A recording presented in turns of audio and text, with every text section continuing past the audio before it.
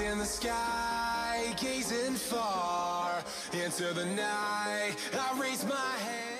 Ideally you stack and you hit those two first turrets, the meteor mortar turrets. You hit them moving, this way whatever you don't counter you can outrun.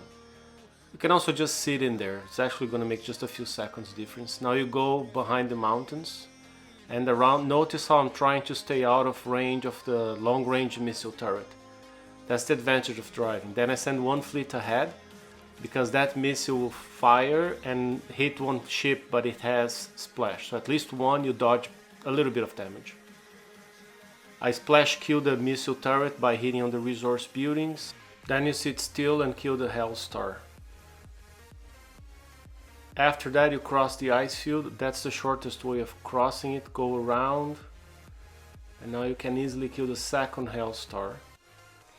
Now there's another long range missile turret which you can avoid by firing at the resource buildings. Notice how I'm not aiming at the turrets, I'm firing at the 3 resource buildings and the splash kills the turrets. At which point you kill the remaining turret and the third Hellstar.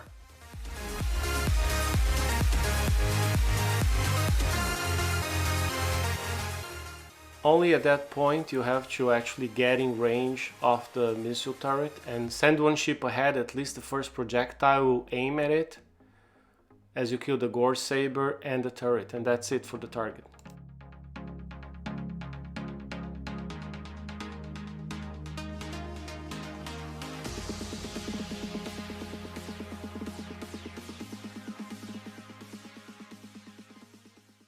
Fleet, I'm running 2 ships like this one. These are my damage dealers. They have as many mortars as I could fit, 8 of them. In the remaining 2 slots you cannot fit mortars because it gets overweight, so I put 2 Hailstorm Ds. The reason for putting Hailstorm Ds instead of Gale Force, it's because I want the Gale Force, which have longer range, to fire first, because they have higher accuracy. And they are on a ship with a special that gives them even higher accuracy. So this is kind of like a plan B. I could have left the slots empty anyways, but chose to have the Hail Ds just as a plan B, and they give a tiny amount of explosive survival that barely counts. I tested with 3 Z1X and 3 Z1M armors. Then I changed to 4 M and 1X. I have to say, driving, I noticed something like a 2-3% improvement. It's negligible, so if you stay with 3 and 3, you're good.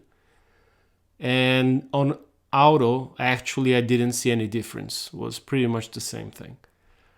I'm running the K2, Hyper 30. I used to have Tactical Insulator, but Kixeye announced they're going to make them useless on these targets, so I replaced with Hyper 30.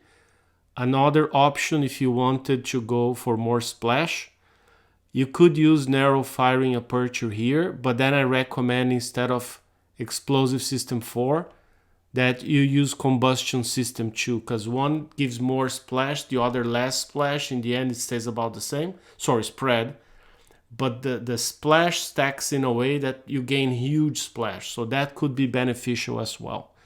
I'm using Hyper 30 for now. Explosive Battery 1, RFX, I definitely think that's the right engine for the fleet because of the explosive reload. Explosive System 4 because of the splash and the projectile speed. As I said, it could be Combustion System 2 if you want to go for more spread of the mortars and a little bit more splash, but sacrificing projectile speed about 5%.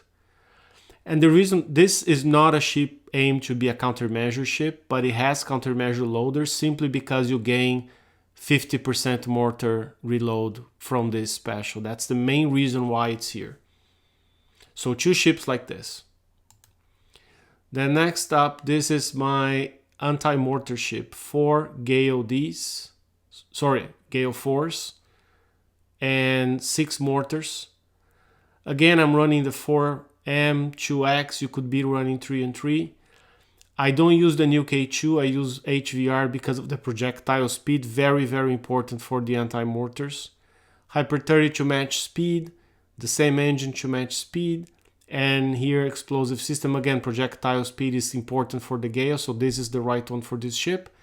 and hydroatomizer nozzle because it gives the highest possible anti-mortar accuracy in the game. Okay. Finally, we have the anti-missile ship.